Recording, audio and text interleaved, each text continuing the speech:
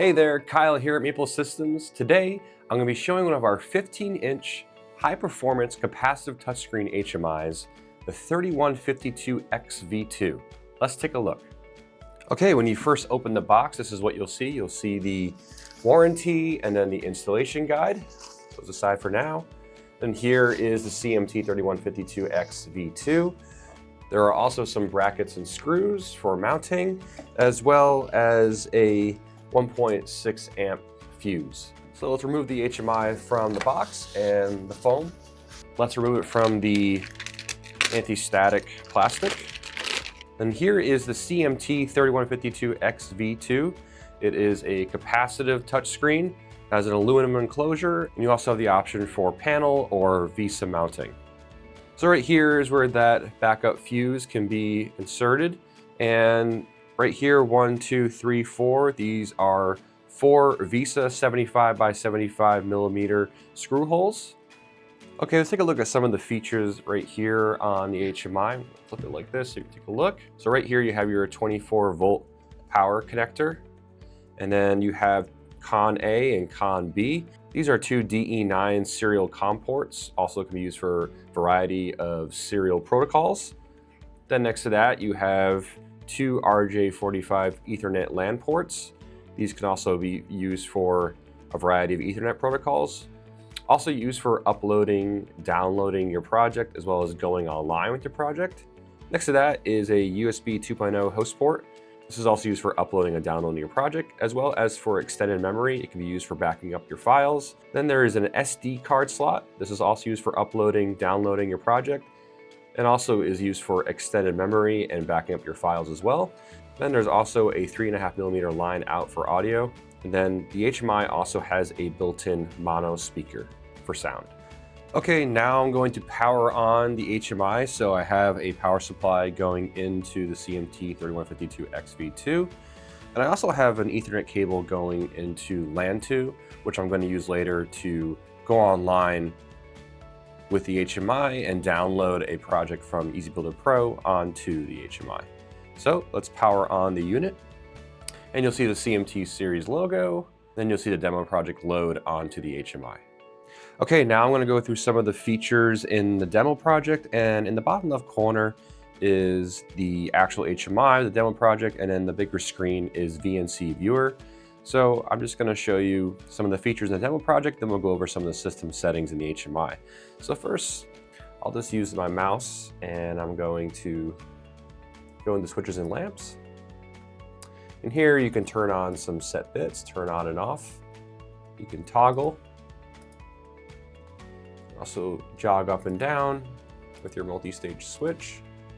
Here's some more toggles down here. Let's go to home. Take a look at the trend displays. Here's a simulated trend display. Let's go back home. You can also use the capacitive touchscreen on the HMI itself. So I'm going to click on the alarms. And here you can see some simulated alarms. Click the home button. And lastly, you can see some recipes here. Go forward, and here's some recipes in this page. Let's go home. So now I'm going to check out the system settings and click the top left corner here, this button right here, which will open up your system settings, or you can do it on your physical HMI using the capacitive touchscreen. So in order to edit some of the system settings here, you'll need to enter the admin password. So you'll click this lock icon here, and the admin password is 6 ones. So you just enter 6 ones, 1, 1, 1, 1, 1, 1. Drop down the keyboard, press OK. And here are all your settings in your HMI. So you have the option of having code assist. This is a separate license, of course. You can adjust your brightness of the HMI itself. You can see in the bottom left corner. You can turn your audio on and off. Here is your network settings. You can edit your IP address here, time and date, HMI name, project management. Here's your system password you can change here from 6 ones to something of your choosing. Enhanced security, you can enable VNC, which is what I have here. In order to have VNC viewer, I have to make sure that Start VNC is enabled. Easy Access 2.0 requires a separate license. Language, input method, printer options, OS upgrade, and you can reset your HMI to default settings. Those are all the settings within your HMI. So now what I want to do, I want to download a project from EBPro onto the HMI. So let's go into EBPro. So here in EBPro, I wanted to show you first the hundreds of Ethernet and serial protocol drivers that are in EBPro. So to see those, you'll go to your home and then system parameters, and then you click on new device/server. So here there is a list of hundreds of Ethernet and serial protocols. So now I want to download this demo project here onto the HMI, and you can see the HMI in the bottom right corner. So to do that, go to Project, Download, make sure you have the correct IP address, and then runtime checked off, and then click Download.